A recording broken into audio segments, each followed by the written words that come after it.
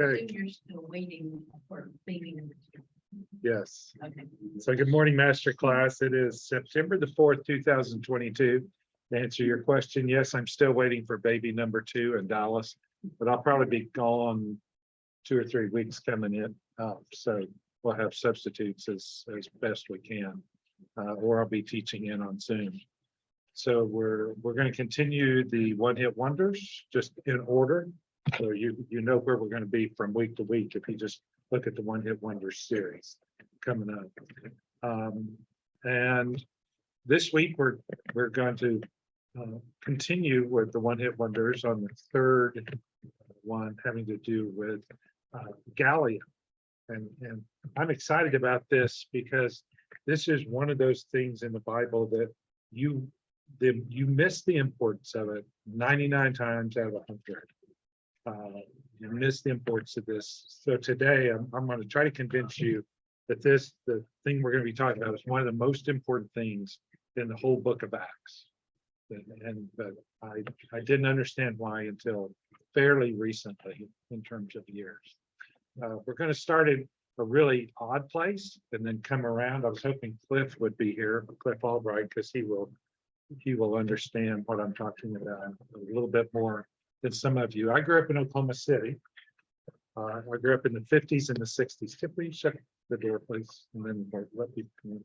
Thanks. In Oklahoma City was built on a grid, much like Tulsa, where Tulsa has streets that go east, west, north, south, and we have every mile. Oklahoma City was kind of that same way.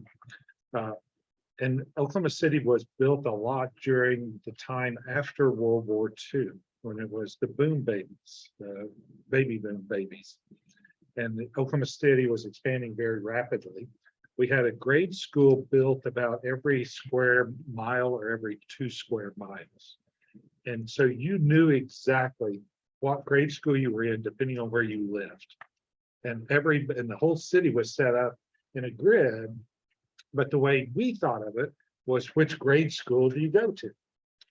And so Cliff went to Burbank. We were just talking. He was a Burbank Bumblebee. That means he played for every school had their moniker, their title, and you knew what they were. So he's a Burbank Bumblebee. I was a Monroe Redbird. We had Madison Magpies, and you identified people. It was like having all these little towns connected, because the way they connected was about every 10 square miles or more, you'd have a junior high and a high school. So you knew where you lived was going to set up your world. And actually the whole society of Oklahoma was set up, Oklahoma City was set up based on grade schools. The parents got to know the other parents in your grade school. If you played baseball, they get to know parents of the opposing teams. And that filtered all the way through high school. So that was in the 50s and 60s. It changed in the 1970s when we had a federal judge that decided, in order to integrate the schools, he was going to mess all that up. So all the boundaries changed. It changed the whole society of Oklahoma City. But one of the things that was interesting about my particular grade school that I went to, we were as white as you could get. And most of Oklahoma City was, because we were set up locally, most schools were either white or black, one of the two. We didn't have very many Latinos living back then in Oklahoma City. So it was mostly white kids or black kids, depending which school you went to. And then we had a little difference in some of your schools that were different, that were set up differently. For instance, the Catholic kids in your area went to Catholic school if they could afford it. They didn't always do that, but they also. The only Catholics I knew growing up went to Catholic school. And I only knew them because they lived in our neighborhood and we would play with them from time to time. But we knew they're Catholics. Now, we didn't know what that meant, other than it was like, we were Church of Christ, my other friends were Baptists, they were Catholics. We knew that they had to eat fish on Friday and they had large families, and that's about all we did. And we didn't see them as a whole lot different than any other church as kids. The other thing we had were Jewish kids. Now, they weren't as different as the Catholic kids because the Jewish kids went to public school. So we didn't think of them all any different than as if they were Baptist or Methodist or something else, or they thought of us as Church of Christ. But they had some advantages that we didn't have. They went to synagogue, so they had at their synagogue they had a swimming pool and tennis courts. So they had a big advantage over we Protestants. Yeah. Now the downside was they had to go to synagogue school a couple of days a week. So they had to learn Hebrew and all about other things that we didn't have to do. And so that was how we saw the world. It was that way. But one of the things that stuck out at me was how I started viewing my Jewish friends differently as I got older.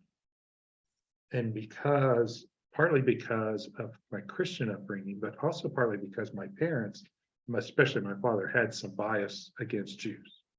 Don't know why, he just did. And I can remember the time he said, well, you know, Jeff, your close friend is a Jew. And I go, well, yeah, he's got swimming pool and tennis courts. He's a Jew. And that's how I saw the world. But it was like the way he says, like, I have a problem with my friend Jeff that I'm not thinking about. And as I started thinking about how church came through in the Bible, I started realizing that I had this view of the world at church that it was Christians against the Jews. The Jews killed Jesus. And when I read on the day of Pentecost, the Christians started, it was the day of Pentecost when it starts being the Christians versus the Jews. And obviously the Christians are right, because when you get down to 1950, there's a couple of billion Christians and not very many Jews. So obviously the Christians must be right in the way, because God's rewarding them over the Jews. And I had this vision that just has stayed with me all my life. And then when I started studying, especially in writing eyewitness videos, man, my viewpoint is just wrong. Where did I miss it? How can I change it? So we're going to talk about some of that today. And maybe some of you guys have had some other viewpoints like that maybe some of this will change your world. So the part that partly what I want to take away from what I just told you was the fact that the synagogue was the big deal. Is that Jews through the years, ever since they started synagogues back, which was before the time of Jesus, that's been the focal point, what's kept the Jews together. The synagogue has been everything to the Jews. And so we'll see that coming through this. Part of what I'm going to talk about today, by the way, just in case you wonder, I found this wonderful new book called The History of the Jews. It's written by a Jewish man. And it's given me some interesting viewpoints that I hadn't quite seen before. But one of them that I especially like was a quote from Seneca that I'll bring up today. That just as a takeaway, I happen to be studying Seneca this week, and here I find this wonderful quote. So we'll bring that. So I'm going to switch. Let me set this up on Zoom slightly different. And I apologize to you in Zoom world today. We're going to be using the whiteboard. So you're going to have to figure it out backwards, because I don't know how to make it turn frontwards. But we're going to start, we're going to put things in chronological order, which, as you know, I love to do. And this is going to point out some things that in the readings that we're doing in Acts today will make a lot of difference to you, I think. We're going to start with looking at the emperors of Rome. And I know all of you studied this if you went to public school, because we used to study the emperors of Rome, and we'd have to study long lists of them, and we'd know one or two things about the emperors of Rome. Mostly what I want to take away today, I'm not going to talk about the emperors specifically so much as the time periods when they were, and then relate them to the Jews and the Christians through time. So the most important of the emperors of Rome was Augustus. He was the first emperor of Rome. He takes over after Julius Caesar. And so he's the first emperor of Rome. Before that, it's a republic. Then it becomes an emperorship under Augustus. Hi, guys. Oh, give me a break. You just heard the best sermon you're going to hear in a month today. So it was powerful. If you guys didn't see it in Zinland, make sure you get to go see it or listen to it. So Augustus was therefore from 31 BC to 14 AD. It's under Augustus that everything changes in Rome. And he's the one that really takes Rome from a rather barbaric country to being an awesome empire. During his time, they established peace, they established the highway system. Rome becomes very, very wealthy under Augustus. It's everything. So he's the guy you want to remember. So you can imagine 14 AD, he's the emperor when Jesus is born and through the first part of Jesus's life. Followed by Tiberius. So Tiberius is from 14 to 37. So Tiberius is the emperor empowered during the ministry of Jesus, during the death of Jesus. Okay, so that puts a little bit of perspective, and we'll show you that in a minute more. Following Tiberius, you have Caligula, who was an awful emperor, 37 to 41, didn't last long. Followed by Claudius. These are relatives, loosely speaking. Claudius is from 51 to 54. During the reign of Claudius, he first exiles Seneca. And I'm just going to point this one guy out because he's going to filter through our whole class today. So he exiles Seneca, then he brings him back in 49 to tutor Nero. Okay, so Nero is going to succeed Claudius from 50, and he's going to serve from 54 to 68. Think of Nero as a guy that through the first half of his reign is really a pretty good emperor, and then goes completely bonkers in the second half of his reign. So Seneca is his tutor from 49. Then he's going to, so for 5 years while he's waiting for Claudius to die, he's his tutor. Then when Nero's the emperor, he's going to be his top advisor for about the first half of his empire. Then as Nero goes bonkers, he starts turning against Seneca and finally forces Seneca to commit suicide, which was what you did as a matter of honor. So we'll come back to Seneca more, but that gives you a timeline, and I want you to especially think about he becomes tutor to Nero in 49. That's going to be a key date here. Now let's go to the Jews. What's going on in the world of the Jews? Now, today in today's world, there's about 15 to 20 million Jews. It depends on how you define what a Jew is. About a third of them live in Israel, about a third live in America, and about a third live scattered around the world. That's kind of what it was like more during the first century. There were a lot of Jews, way more percentage-wise than there are now. 20 million in the today's world is nothing, right? But there were more Jews percentage-wise back then than there were now. They lived about, let's say, a third in Israel, a third near Rome or in Rome, and a third scattered around. Now, if I say Rome, I should really say the major cities. About a third in Israel, a third in major cities, and a third scattered around. Major cities being Alexandria, Rome, and Antioch would probably be the three that you would think about. During the time of Augustus and kind of after that, the Jews were able to extract privileges from the empire.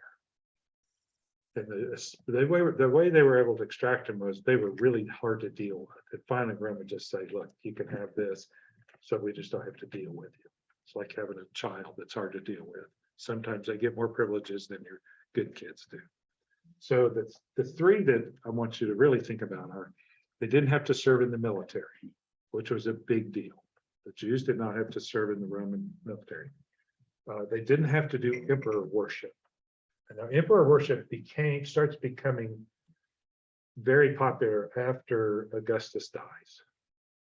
Not only the emperor, but the emperor's family and other important people. So they did not have to worship the emperor, and they were allowed to follow their own religion. So these were three privileges that the Jewish people had. And they kind of acquire them during this time period. Come on across, Patty. We'll eventually train people to go there first. But it hadn't happened yet. So again, the Jews get these privileges kind of in this time period. But they continue to be hard to deal with the Romans. They continue to be concentrated in certain cities. So by the time 49 comes, the Jews are expelled from Rome. And we see that in the Bible when it talks about Priscilla and Aquila had been kicked out of Rome. So during the time of Claudius, also when there was a famine, this is when they get expelled. You might notice that this is about the same time period that Seneca becomes the tutor to Nero. This is all going on this same time period. Is that why did they expel them from Rome? We don't really know. It's probably because whenever there's famine or hard times, emperors have to blame it on somebody. And there were plenty of Jews in Rome that the Romans were ready to blame it on. Okay, so there's a tie here. But then we also see by the time 66 AD comes, there's enough Jewish resentment in Israel that you have the first Jewish rebellion or the first Jewish war. So we always think about the temple being destroyed in 70 as being when things change, but it's been changing all the time from here. The Jews are, creating all this tension. Enough they get expelled, enough by 66. There's this. So the Jews go from being rather privileged to not privileged. They go from this where the Romans are good with them, good enough with them, to against them. And by this time by the time this rebellion starts, the Jews are going to be more or less hated through the Roman Empire by the Romans. Okay, that's kind of the flow here. Now let's go ahead and throw Christianity. I hope you guys can see. We're going to throw Christianity here. So Jesus died, buried, resurrected about around the year 30. Let's say. So it's going to be, see, it's during the Rilo type periods. We have Pentecost happening at the same time period. And as I said, I always grew up thinking, okay, this is when it's Christians against the Jews. It's starting at Pentecost. Totally wrong. And I'm going to show you why here now. Paul's conversion happens sometimes in the 30s. The famine relief that Paul takes from Antioch and the other churches to Jerusalem is in about the year 47. First missionary journeys from 48 to 49. See what's going on all the way across. Second missionary journeys 50 to 52. And the third missionary journey is 53 to 57. So you can start relating what's going on in the Christian world, Jewish world, and Roman world. First missionary journey, just kind of generally speaking, first missionary journeys in modern day Turkey. That's where Paul goes, in modern day Turkey. Second missionary journey, I'm sure you remember when we went through, was in modern day Turkey. Then he goes into what's modern day Greece, which is Macedonia and Greece. Macedonia being the northern part of modern Greece, Greece being the southern part of modern Greece.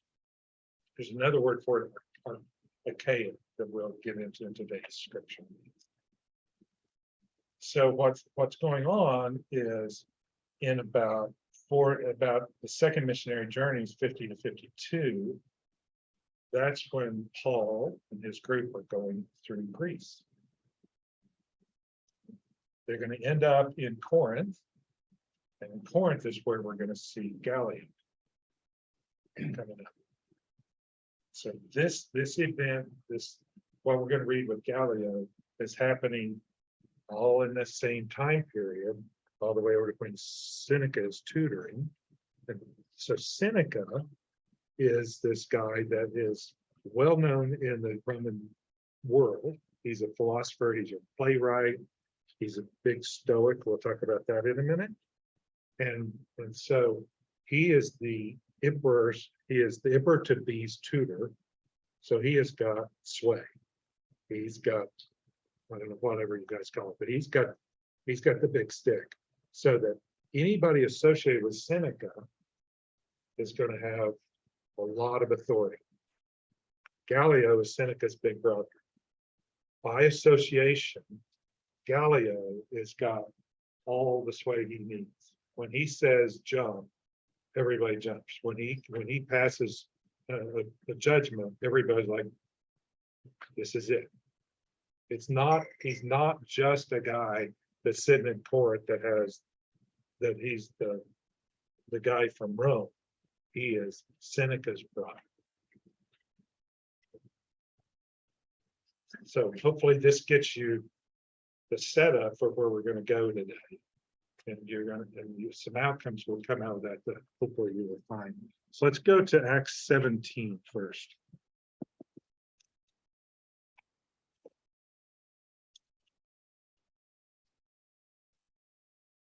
So in Acts 17, I just mentioned that Paul, this is the second missionary journey in Acts 17. Mentioned Paul starts in modern day Turkey. Then he goes to Macedonia. Remember in the dream, he's asked to come to Macedonia. Comes to Macedonia, comes to Philippi, Thessalonica, Berea. Then he goes on south to Athens. So chapter 17 moves to where he's in Athens. So we're in, let's read from verse 16. While Paul was waiting for them in Athens, so he left Timothy and Barnabas prior, back in Thessalonica. While Paul was waiting for them in Athens, he was greatly distressed to see that the city was full of idols. That's Athens, is full of idols. So he reasoned in the synagogue with both Jews and God-fearing Greeks. So we're going to stop there. Synagogue. So there's a synagogue in Athens, a lot of Jews in Athens. He's reasoning with them in the synagogue.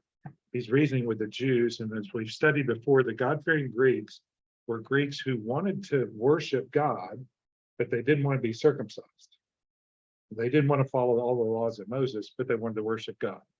So they get to hang around the synagogue, but they don't get to be a real part of the synagogue. They're called God-fearers. Use that, you've heard us use that. So Paul is reasoning with them as well as in the marketplace. Okay, so the marketplace, and I wish I had pictures here, but I don't have to set up. The marketplace is north of the Parthenon and the Acropolis. You stand on the Acropolis and you look down to the north and you're looking down at the marketplace. In terms of distance, it's quarter mile, but you can see it. Acropolis is up high looking down into it. So he's good. So the marketplace is where the people hang out during the day. A group of Epicurean and Stoic philosophers begin to debate with him.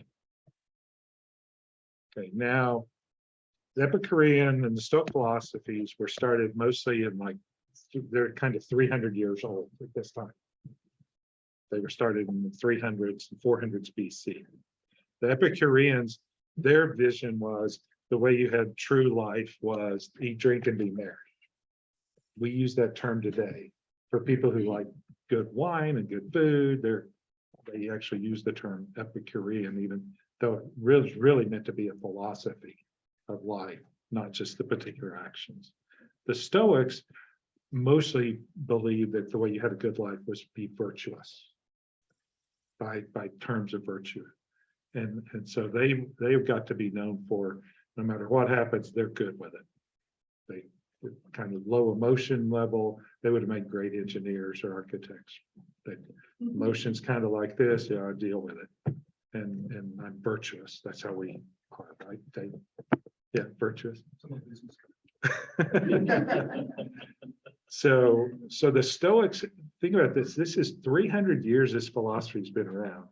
And these guys, they have nothing better to do than sit in the marketplace all day and debate philosophies that are 300 years old. You know, this would be the Christian equivalent of how many angels are dancing on head of a band that we debated in the Middle Ages. Right. So this is what's going on when Paul gets here. Paul obviously is well versed in Greek philosophy because he's able to debate with them. He understands what these guys believe. He's just not pulling it out of the air. He has studied it and he knows it. You get a debate with him. Some ask, what is this babbler trying to say? Others remarked, he seems to be advocating foreign gods. We think, sure. Now, we're going to come back to that in a minute. Remember that they're saying he seems to be advocating foreign gods. They said this because Paul was preaching the good news about Jesus and the resurrection. Then they took him and brought him to a meeting of the I can't say this word. I've never been able to. Areopagus, where they said to him, may we know what this new teaching is that you're presenting? You're bringing some strange ideas to our ears, and we would like to know what they mean.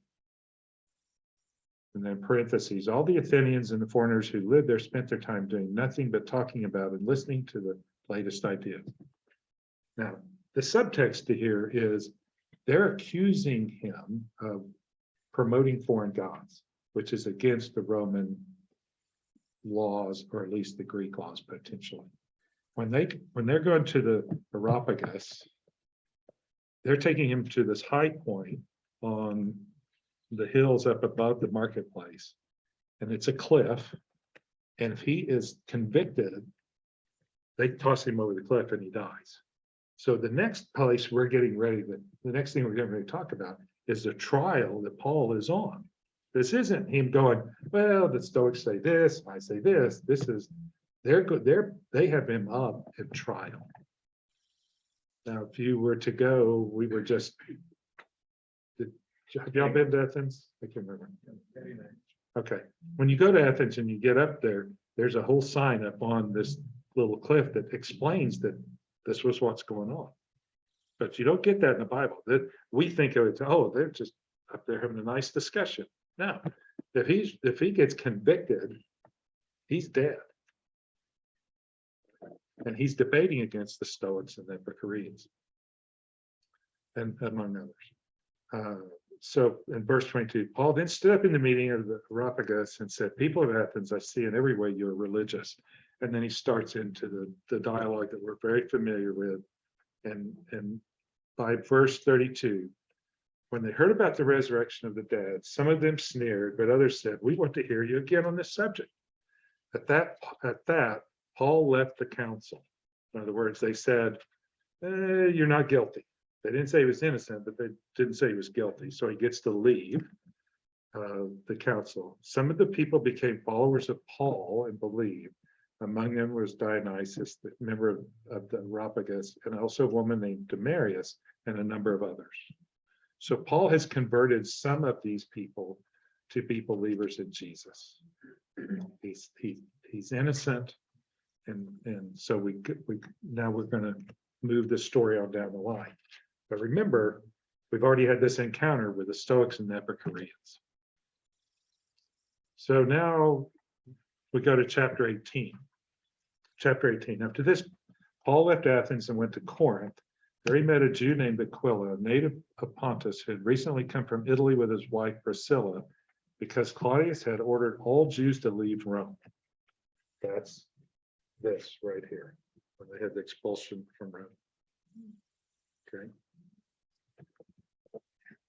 And because he was a tent maker, he worked with them.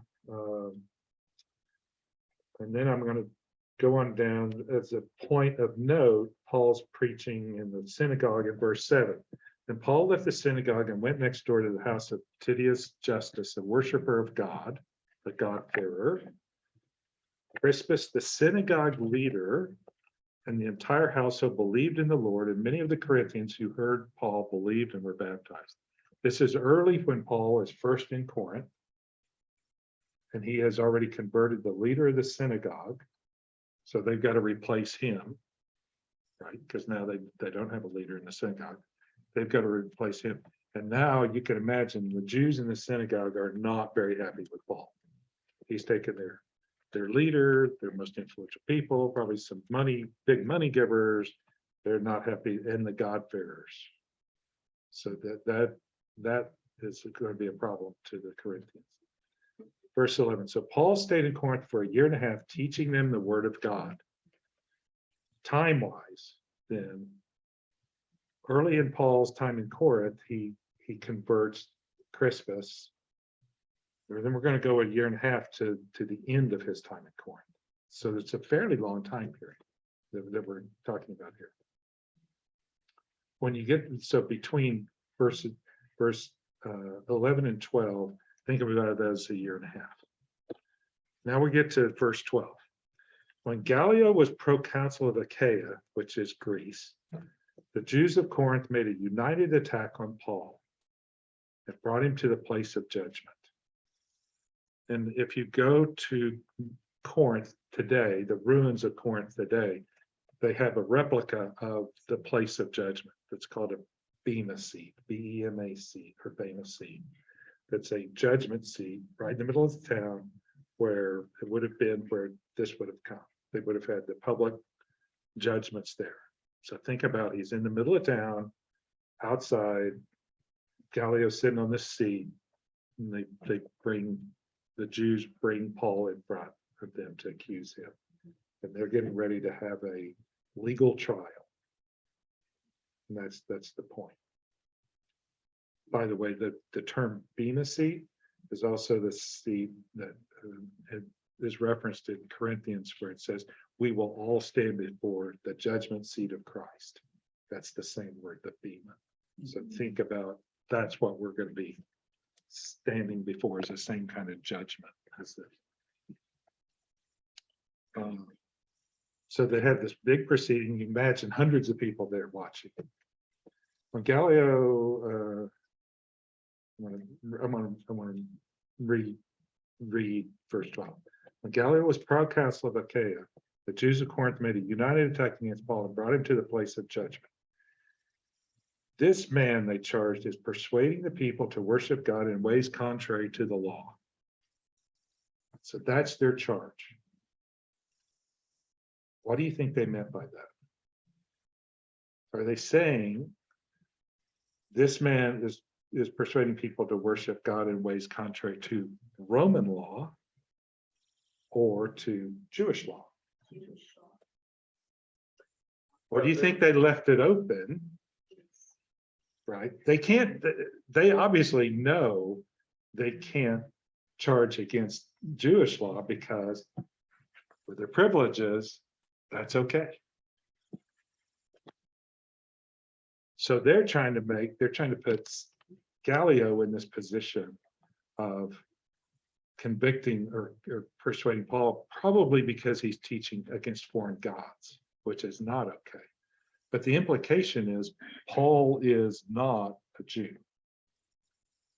He should not be accorded our Jewish privileges. Now, Seneca, though, because of the way they bring the charge, Seneca has lots of leeway. He can do anything he wants. Right?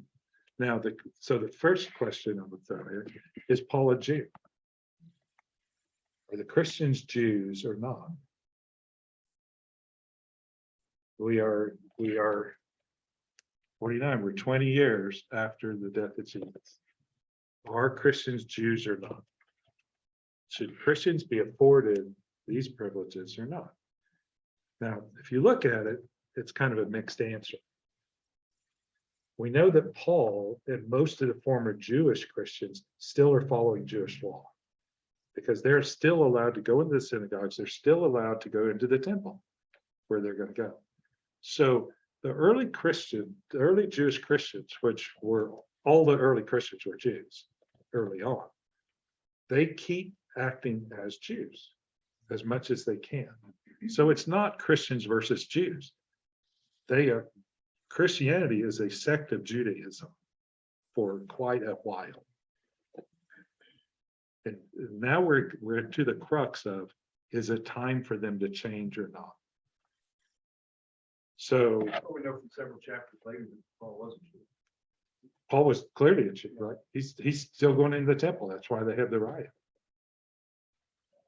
because they're accusing him of bringing a Gentile in. So we know that the early Jews are still being, or early Christian Jews are still being both. They're Christians and Jews as much as they can.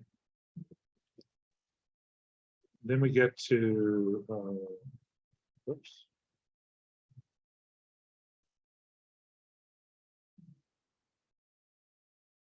Sorry.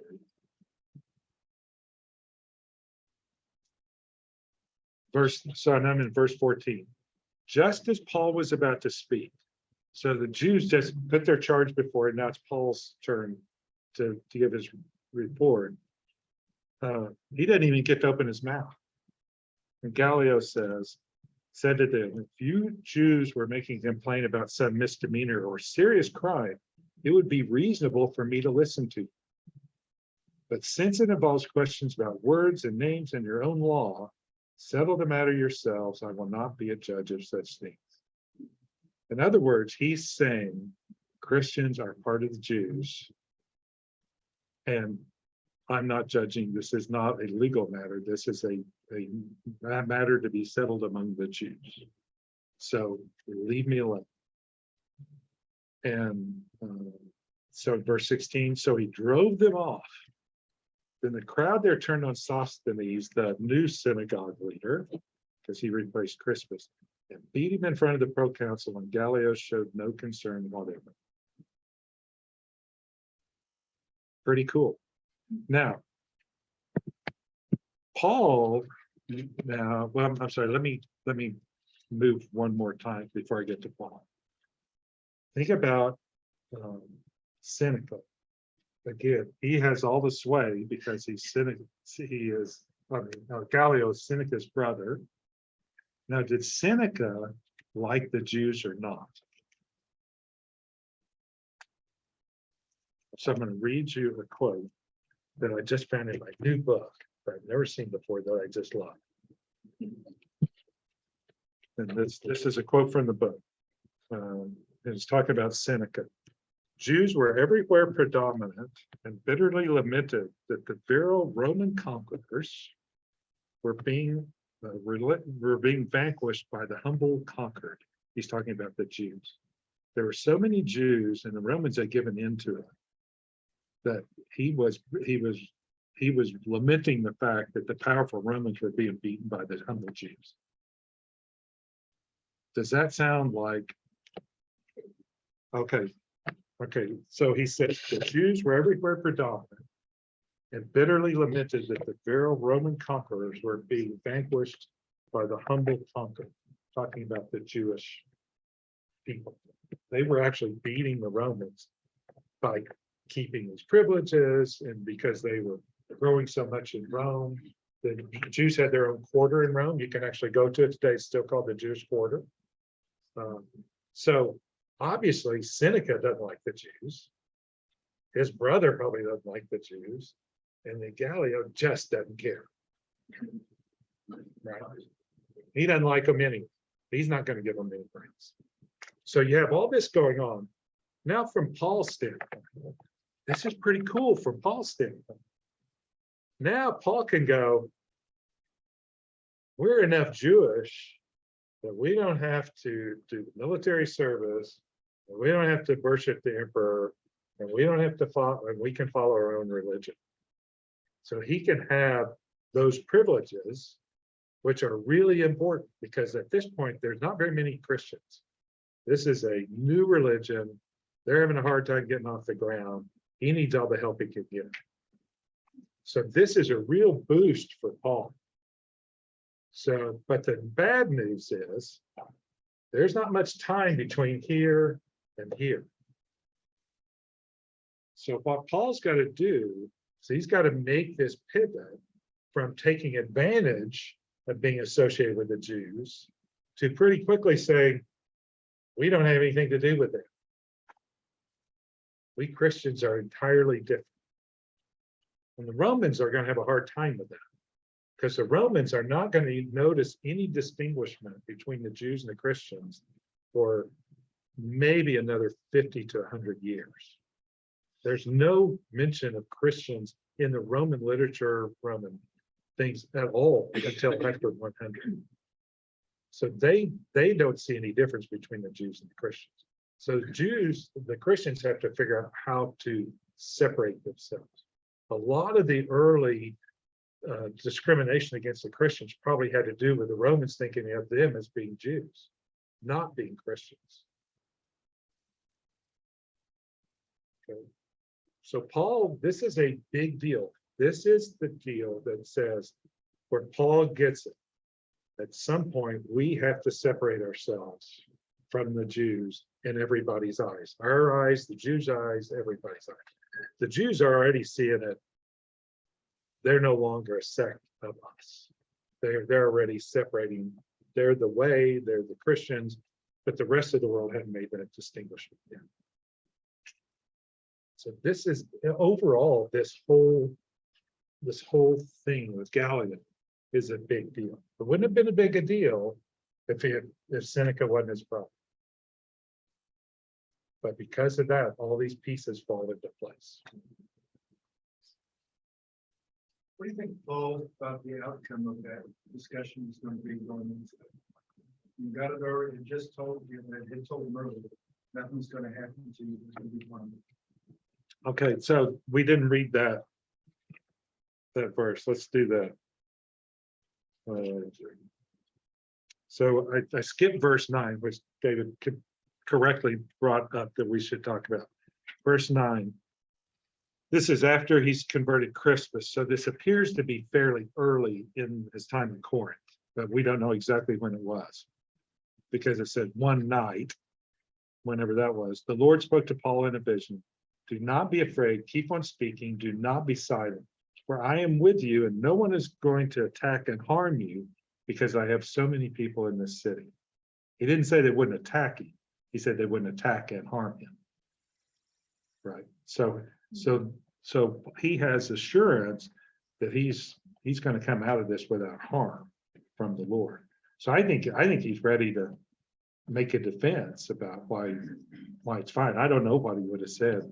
Kind of fun that's kind of, He could be as bold as he wanted. he could be as bold as he wanted because he had assurance from the Lord. Nothing bad's going to happen. Yeah.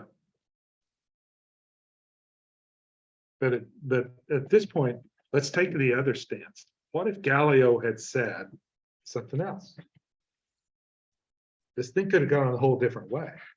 Gallio could have said, oh, I've checked up on you, Paul. I know everything about the Christians. You're different from the Jews. Now, I'm not going to persecute you because Rome is very fair with people who want to have foreign gods. So you're fine to do your foreign god, but you're going to have to do emperor worship, and you're not going to be exempt from military service.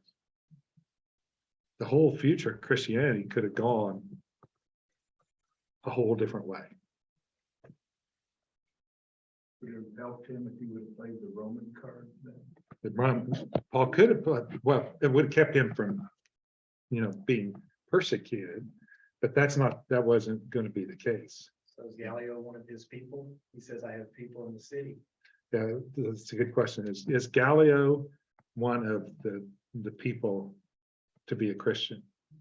Or at least maybe not a Christian, but somebody on Paul's side because of the Lord's side. I don't know. What do you think about that?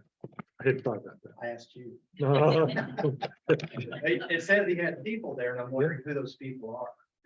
He's always got people, obviously, and he's in control. And maybe he's got a little bit of Gallio, or in his mind, I don't know. we don't have any record about what happens to Gallio after this, other than he's not proconsul very long. Still using, like he used Pharaoh. Exactly. That's a good point. The Lord was using Gallio. Well, I guess I assume that was, he was telling him to stay there, continue talking, because he's got any people he wants to save, and later talks about this man in charge of persuading the people to worship God. I assume there's some people that are now worshiping God because of Paul's influence. Yeah, I think they were unhappy. They lost a lot of Jews and God-fearers. That's what the Jews were unhappy with him about. Would there be some sympathies towards the Christianity because Seneca was considered at least had Christian leanings at some point by a lot of the early writings. So the question was there some sympathy from Seneca?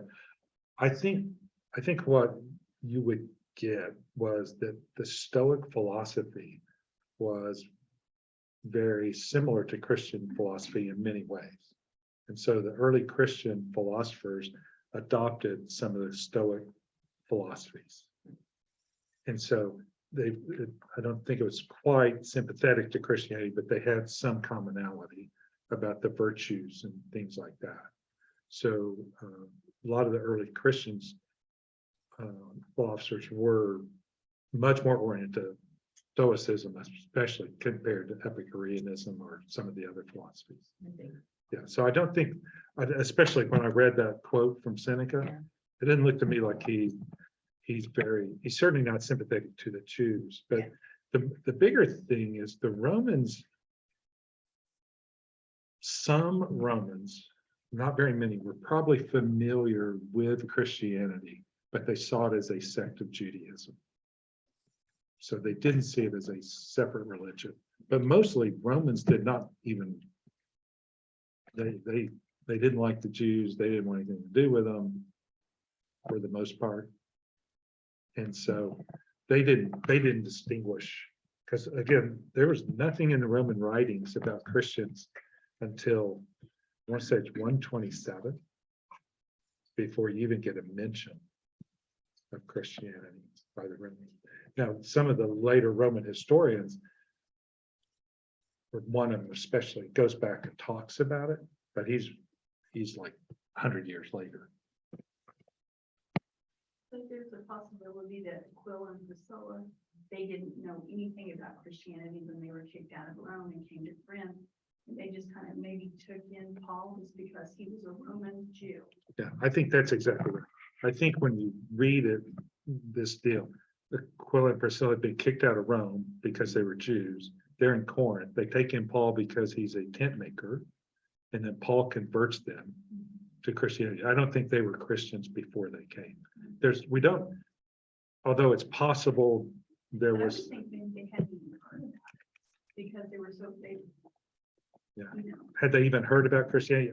We don't, still You- so relatively new. Yeah. And they hadn't had, the mission, over there yet. So. yeah, there would not have been the missionary journeys. There wouldn't have been a big focus, but we do know that the Christians were, when they were persecuted in Jerusalem, let's say in the mid-30s, they scattered everywhere, but you would assume, we know some of them went to Alexandria, for instance, so there's no reason to think some of them wouldn't have gotten to Rome.